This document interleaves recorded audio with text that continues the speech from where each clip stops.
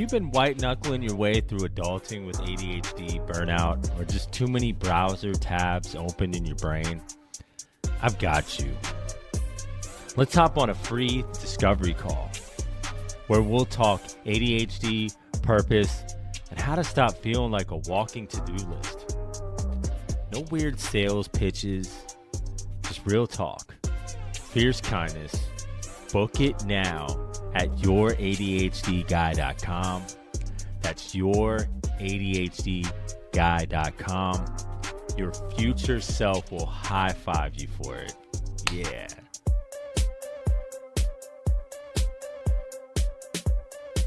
Welcome to Don't Mind Me, I Just Have ADHD, the podcast where fierce kindness meets the unfiltered truth.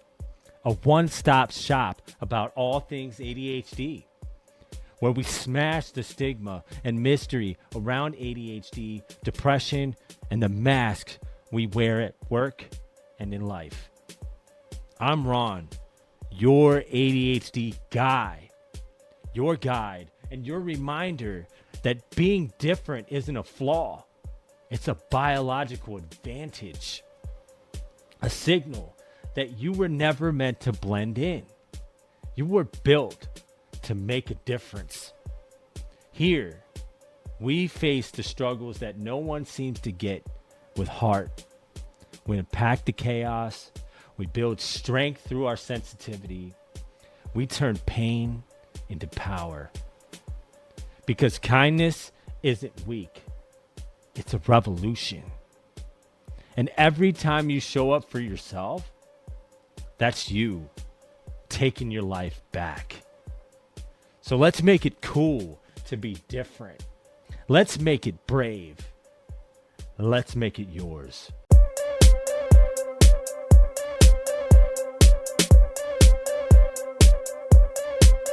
Welcome back to Don't Mind Me, I Just Have ADHD. This is part 2 of our series, ADHD and Trauma. If you missed last week's episode, I highly encourage you to check it out. We explored how prenatal sensitivity and parental stress can shape brain circuits related to focus, time awareness, and emotional regulation. We also talked about Dr. Gabor Maté's idea that trauma isn't what happens to us, but what happens inside of us. And finally, we explored how being called too much or not enough as kids plant seeds of shame that can grow into people-pleasing perfectionism and self-blame for decades. So if you missed that one, pause here and go back because it really sets the stage for today. Now, let's get real. If you've ever had a moment where your reaction felt way bigger than the situation, where suddenly you weren't just annoyed, but you were in full flight or flight mode, ready to burn the building down and light the world on fire, then this episode is for you.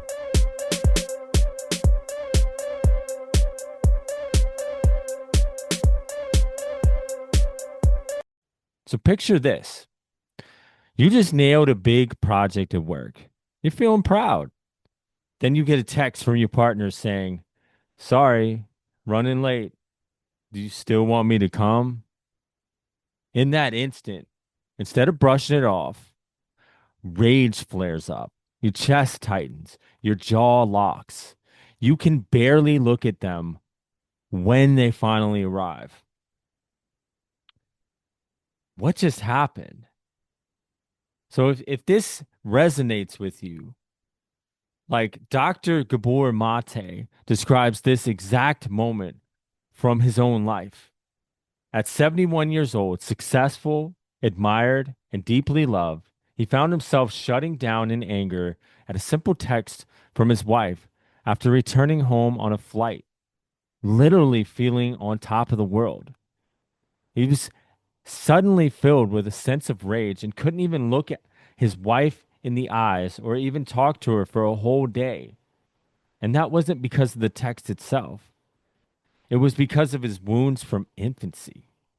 The part of his nervous system that got rewired during wartime separation from his mother was still alive and still running the show. This is what trauma does. It takes us out of the present and sucks us right back into that moment that continues to live inside of us. Psychologist Peter Levine calls it the tyranny of the past.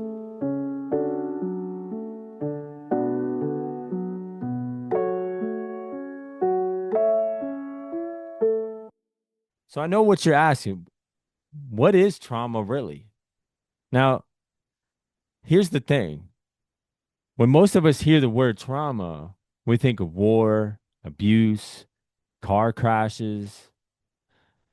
But trauma isn't just the big events.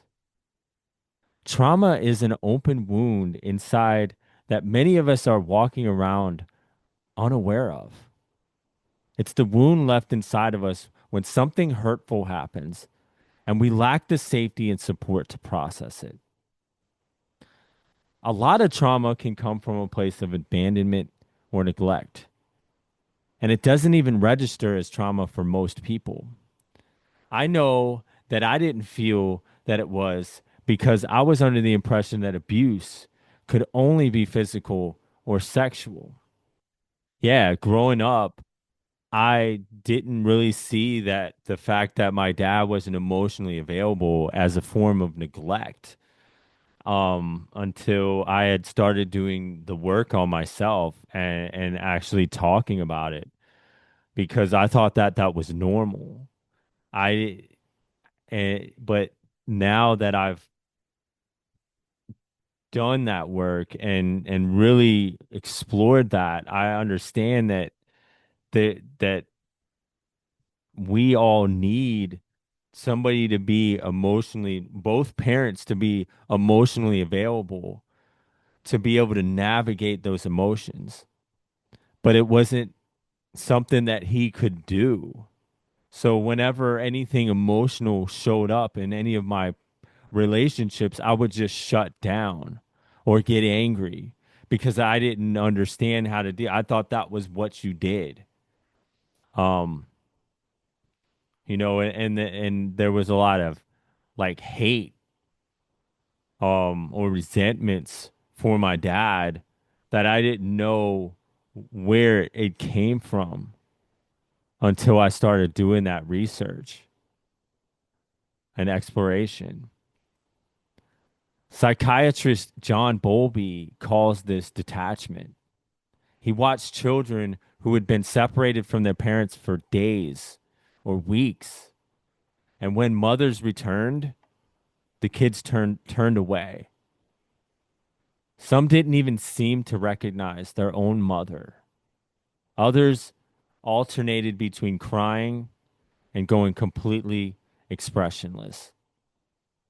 It may seem backwards, but this rejection was actually self protection. It was like them saying, "You hurt me when you left, so I won't risk opening up to you again." The nervous system learns early on that it's safer to shut down than feel that pain. And those imprints don't just disappear, they resurface later on in life, often in moments that looked nothing like the original event. When old circuits get triggered and take over because it only wants to protect you. So I remember this one time actually pretty vividly. Like I got left at this grocery store by my mom because I just wouldn't listen. So, well, whether that was, some, I feel like she was overwhelmed in that situation and she didn't know what to do and she was tired of my behavior and she's doing the best that she can, but that really kind of reinforced that abandonment and um yeah, I definitely remember, being really upset and confused and fearful in that situation because even though it wasn't that far from home, it was like the shock of the event. Um So these little things can really start to define, who we are. And like, well, I've got to remember to listen because something bad's going to happen.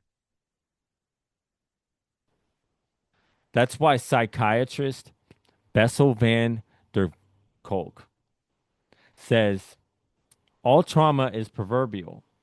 Many wounds happen before we even have words, or they're stored in parts of the body and brain that words can't even reach.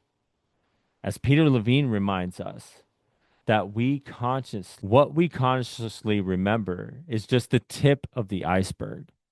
The real weight lies underneath, in those implicit memories that quietly shape how we react, connect, and protect ourselves. That wound gets stored, not just in our memory, but in our nervous system, in our body, in the way we breathe, the way we flinch, and the way we brace ourselves against life. The body keeps the score, Vander Kolk explains. And if you've ever had your heart race at a harmless text or shut down emotionally without knowing why, that's because you felt that score being played out. For a long time, I was really uncomfortable with like people having emotions around me because I didn't know how to deal with it. And I was like, should I hug you? I know, like, right? like, I don't know what to do right now. I was like, yeah. Yeah. And so I met my best friend, and she was like, it's okay to cry. Like, it's okay to have feelings. It's okay to like love people and be loved. And that was big for me. That was like my first step of being like, okay, like people actually do have emotions that can be addressed and not just be like pat on the shoulder. Yeah. Okay. Oh, okay. I had a lot of encouragement in my life about different things. I had a lot of different exposures. So, I mean, it's kind of hard for me to say, something I wish that I would have had that I can't really think off top that would have made a difference in what I'm doing. Yeah. I can't really speak that because I had those. I mean, I guess. So what stood out? Like, I think the biggest thing that stood out for me was growing up in Alabama. Grew up in a city called Tuskegee. okay. My summers spent on the university campus in different enrichment programs, which Wow. That's awesome. exposed me to a lot of different things, careers, just going to different places. Like we came to visit DC, growing up in Florida, other different places. So it gave me a lot of things to think about.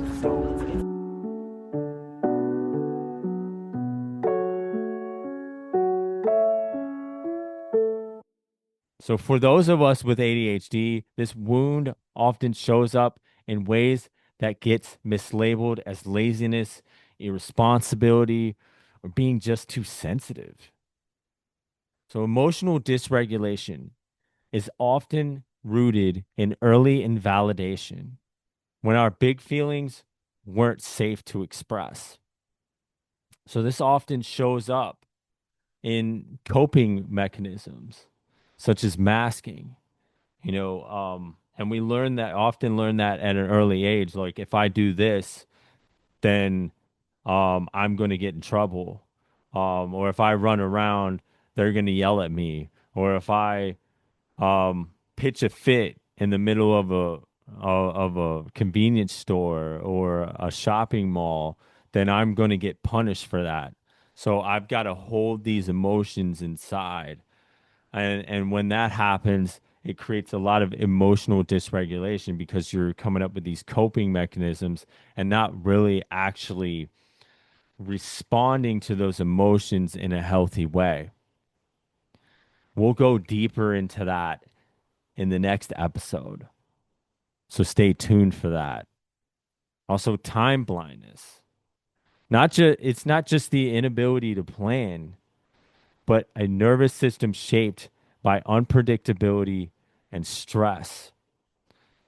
So you're just looking at times for stress and unpredictability, and that's all you care about. You're not really planning a lot of things. You're more reacting. And disorganization. Sometimes it's not a character flaw, but a survival adaptation. We grew up scanning for danger instead of filing papers or doing the things we actually need to do. So that goes back to masking and these coping mechanisms. So if we're focused more and we're spending all this energy on trying to fit in or trying to make sure that people don't see who we really are, all that energy is is wasted in that area when it could be used to actually be productive and organized. So these patterns aren't defects, they're adaptations. They were brilliant solutions for a child trying to survive stress or disconnection.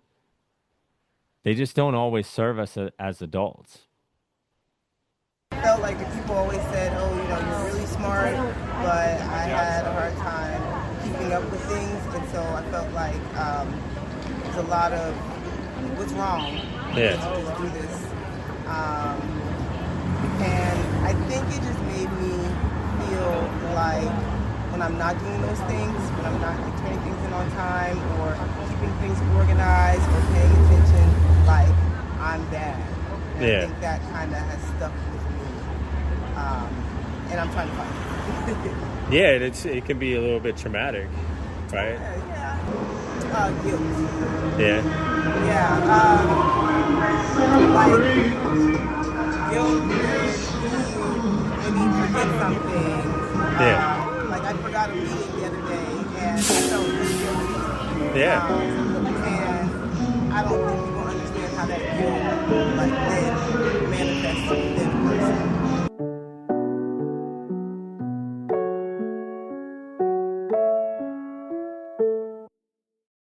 So this is the path towards healing. So how do we begin to heal? I love Dr. Maté's idea for the 4 A's. The first A is authenticity. Authenticity isn't something you chase. It's something you live. The paradox is the harder you try to be authentic, the further you get from it. Real authenticity starts with self-acceptance. That's even the parts of you that you think are flaws. One of the simplest ways to practice this is to notice when authenticity isn't there. For example, you can ask yourself, or when you ask yourself, why did I just do that? You don't even know why you did something. Means that it probably wasn't authentic, or I didn't really mean what I said, or I'm scared to be myself in this moment. Just be curious why you're asking those questions or why you're doing those things or why you feel a certain way can help you get to a more authentic version of you. That pause, that noticing is authentically waking up. With enough practice, you'll catch yourself before you betray what you really want or feel. And in that moment, you get to choose. Keep hiding or take the risk of being real. That choice right there is your authentic self coming back online. Anger is the next A. Anger in its healthy form is not something to fear. It's actually a boundary defense. It's your system saying, no, this isn't okay. Think of it as a momentary flare. It rises when needed, protects your integrity, and then fades. Not some monster that you have to keep caged up. That's the trouble comes when we bury it, shame it, or let it fester into resentment. That's when it turns toxic. But anger itself is neutral. It's not good or bad. It just wants to keep you safe and well. A simple way to practice, instead of swallowing stress with, it's fine, or I can handle it. Try small statements like, I don't like this, or I don't want this. That's anger showing up cleanly as a clear and powerful no. The real question isn't whether you should feel anger, it's how you choose to respond to it, and really diving into it with a curiosity. Like, is this something that I should really be angry about? And maybe even talking to other people that you feel safe with about why you feel angry often helps me. Acceptance is the next A. Acceptance isn't about giving up or shrugging. It is what it is. It's about recognizing that in this moment, things are exactly as they are supposed to be. That doesn't mean we condone them or that they should stay this way. It just means we stop fighting reality long enough to face it clearly. True acceptance even makes room for our resistance, the anger, sadness, or confusion we'd rather push away. Those feelings often cover up deeper pain, and allow them, we create space for grief, healing, and real change. This is something that's super important, is accepting, like, okay, I feel sad and that's okay. What is this trying to tell me? Or what is this inside of me that I need to get out? Because a lot of us walk around with this sadness that weighs us down. We're not even able to show up as our authentic self because we're we're carrying around this grief or this anger that we feel like we shouldn't be able to express. So that's why it's huge to have that acceptance. A key distinction is acceptance isn't tolerating the intolerable. Putting up with abuse, neglect, or injustice isn't acceptance, it's self rejection. Real acceptance names the truth of what's happening, feels the pain of it, and then asks, what do I want to do with this reality? From there, we gain access to a healthier anger, authentic choices, and meaningful action. One thing that you can ask yourself, is there anything that I can change about my current situation? And finally, agency. Agency is slowly reclaiming choice in moments we used to feel powerless. So take your time with these things. Start slowly. It's not about becoming your authentic self overnight or being able to show up with anger, or even having that acceptance that, I'm just not there yet with that acceptance. It's deeper than that. And it's something that's going to grow and help you get through this trauma and explore it. Healing isn't about fixing yourself. So don't worry if you're not good at healing, if you're not getting the results that you think you should have. It's about understanding your wiring with compassion and learning to live with who you are in the moment and being brave enough to face it.